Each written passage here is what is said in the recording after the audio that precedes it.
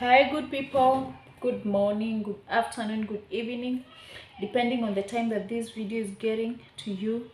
And welcome to another episode of Inspiration by Jackie. If you're new here, please consider hitting the subscribe button. Show me some love. For those who are returning subscribers, karibuni sana. May God bless you. Let us give this video a thumbs up. Hit the subscribe button, put on the notification bell. Let us get to 5k subs. So on today's video, I want to talk about something. I don't know, it's because I am in hospital. That's why I'm talking about this. Don't mind this thing that is behind of me. I am in hospital. Those who knows me know why I am in hospital, but all is well. So today I want us to talk about grief. You know, grief is something that is inevitable to all of us because, you know, ni kitu hatupendi kusikia, but one day we all lose people who are close to us. You know, we lose friends, we lose relatives, and it really breaks our heart. And dealing with that grief is not very easy. It is something that really, takes us down, because parting with somebody that is close to you, somebody that you love, has never been easy. So I want to give you a story, a true story about how, I lost my dad within very few hours, actually, because he wasn't sick. Something happened, and within a few hours he was gone. So I remember this day just like it was yesterday. It was 21st of October, the year 2015. I can never forget that day. So I was at home during the day because I was working on night shift. That time I used to work in a hotel, so I was in the night duty. I was a receptionist back then. So I was sleeping. It was around,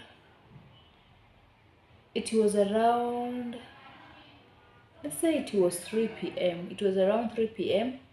I received a call from my sister, Shiko, who is now late, and she asked me, have you talked to mom? I was like, okay, why do I need to talk to mom today? We talk like every now and then, and you don't ask if we have talked. So mbona leo unaniuliza if we have talked? And she was like, okay, what happened is she has called me, she has sent me home niende nichukue kadi zao za NHIF, specifically ya dad, nilete hapa Uhai Neema. Uhai Neema is a hospital that is in Thika Road. It is opposite Safari Park. So she said that mom told her to go get the NHIF cards for both of them because they were together. The cards were together, so she was just asked to go and pick that specific envelope that had the cards and take it to Uhai Neema. So I was like, what's up? Kwani, who is sick? And my sister told me that daddy had a small accident and he was rushed to Uhai Neema. I was like, what kind of accident? So she told me he fell. Yeah. So falling is a kawaida thing. You can fall, you can just, hit your leg on something and fall. So I was like, falling is a small thing, so he will be fine. And so I went back to sleep because I was sleeping so that I can be fresh during my shift at night. At around 5 p.m., I woke up. I was feeling uneasy. I was feeling restless. So I woke up and decided, let me call my sister and see what happened, because I had tried calling mom. She wasn't picking her phone, and I was like, oh, she's busy, maybe taking care of dad. So I called my sister. She did not answer her phone also. I called her fiancé, by then Peter, and Peter picked the phone and he was like, sis, kojea kidogo na kukol. When I tried calling Peter again, he did not pick the phone. So I was like, okay, let me now call my dad's phone, because he just fell. I'm sure he will be able to pick the phone. So I called his number. It was picked by somebody else, and that person told me dad is inside the hospital with mom. So I will give him the phone once he comes out. And I was like, how is he? He's fine, don't worry, babako ako poa. I was like, it's okay. I relaxed. So I started preparing, because I was starting my shift at 7.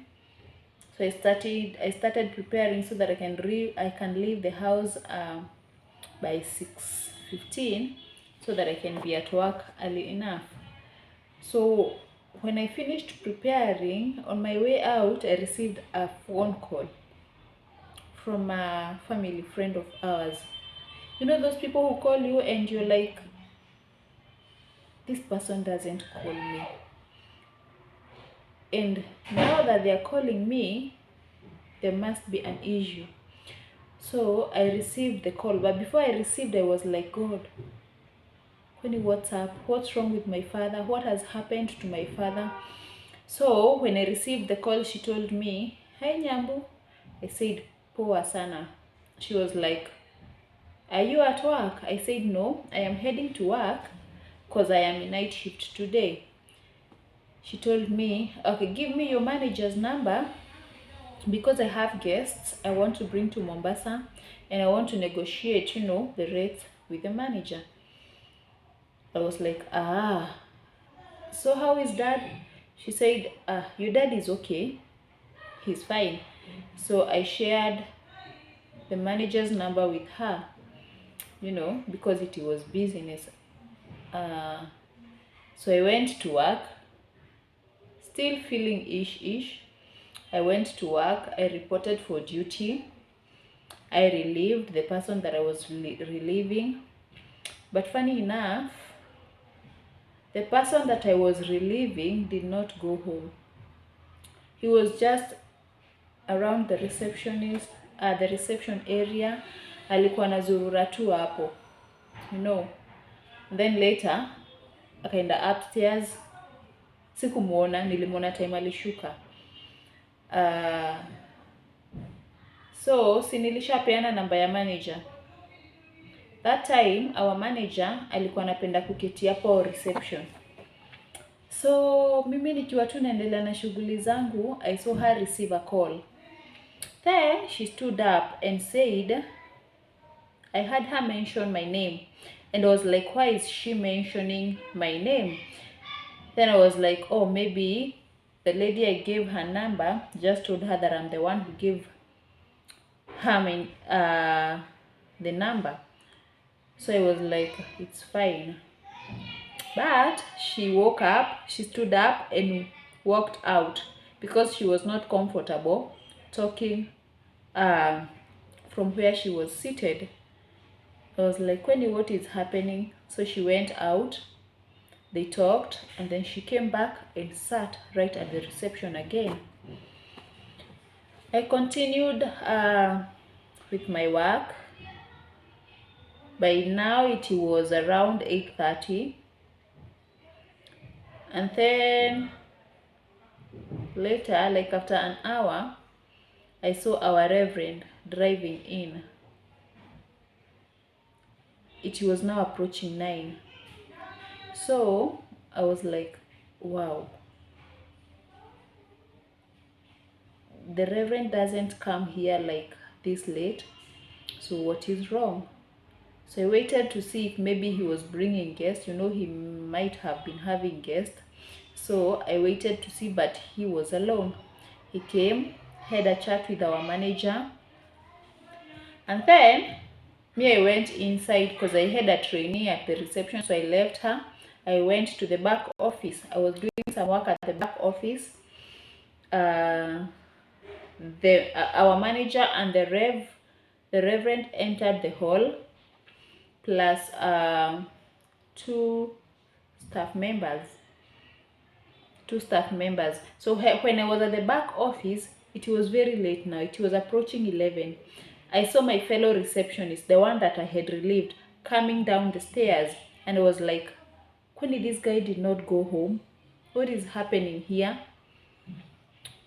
I decided to check in the internet. Unajua mtu akikufa watu huwa wanakimbililia kuandika rest in peace. I was like, is my father dead? What is happening? So I rushed. I did not see anything, and I was like, okay, my dad is fine. After like 10 minutes, I was called. Now, they had even called my fiancé by then. He was with them in the hall. So I was called. When I went to the hall, if you're a Presbyterian and you find a reverend and it is you and your fiancé you have been called, you will start asking yourself questions. Kwani, what have we done? Why are we being summoned? Then I was told, hapa hakuna elder, so hakuna kitu mmefanya. Ungekuwa umeona elder hapa, hapo ungeanza kujishuku, but now just have a seat. Sasa, hey, mchungaji akaanza.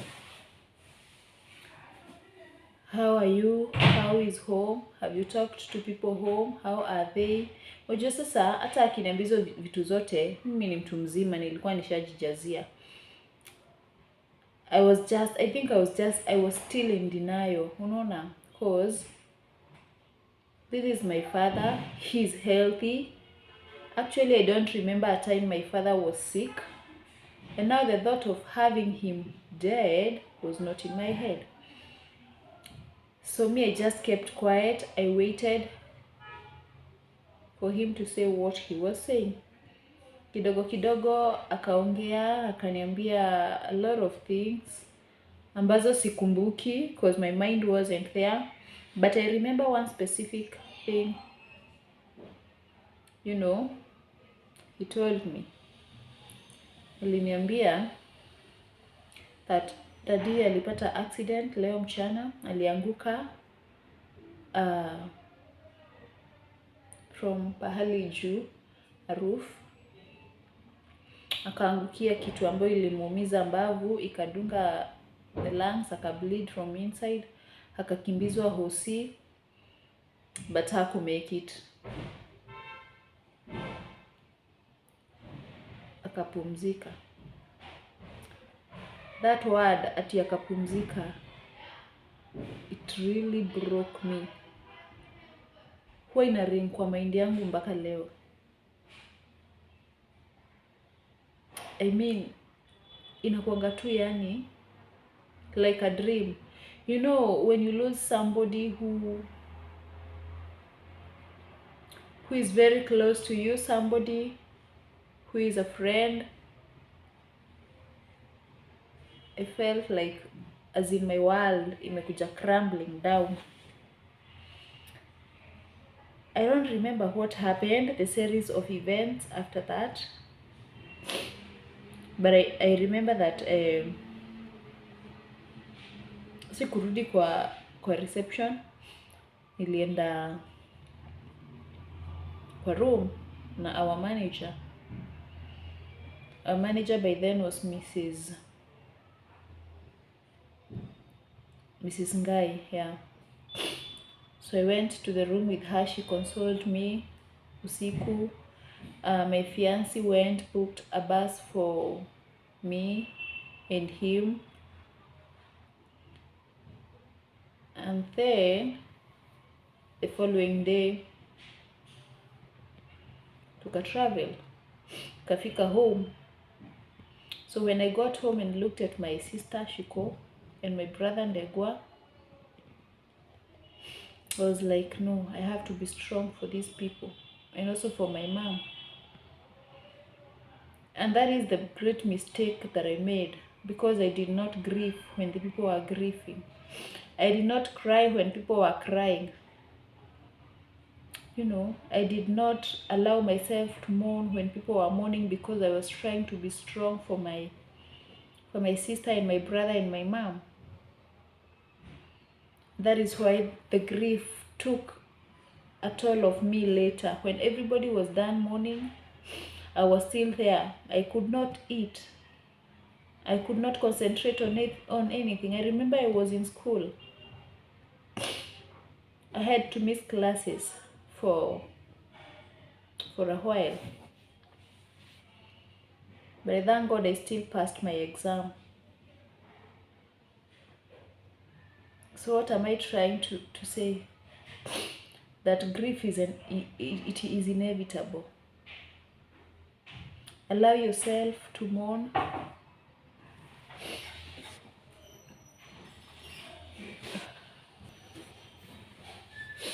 So allow yourself to grieve. Allow yourself to mourn when others are mourning, so that you can heal. Talk about it. Talk it out. Share it with friends. That is how you heal. But by allowing yourself to mourn, by having that closure. Me, I remember when you were burying my father, the moment I took that, sand and threw it inside the grave, I left that place. It took me like 1 year before I went back to that grave. That is another mistake that I made. I had no closure. I did not even plant flowers because I was still in denial. I was trying to be strong, pretending to be strong, yet I was very weak inside. You see? So what am I trying to say? That whenever you find yourself in that situation, God forbid, allow yourself to grieve. Allow yourself to mourn so that you can heal at the right time. I'm still struggling with it inside, but I am at a better place now, because I have learned that there are some things I did not do right, and I am trying to work on them now. I am at a better place, and I know that I will be okay very soon. So when you find yourself in such a situation, just flow with it.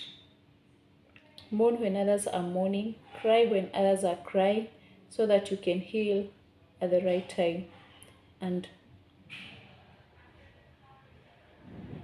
in good time. They say time heals, but if you don't grieve at the right time, even time will not heal you. If you don't get that closure, you will carry the weight inside you. So I think let's end this video here. If you have not subscribed, please subscribe. God bless you for watching. Bye.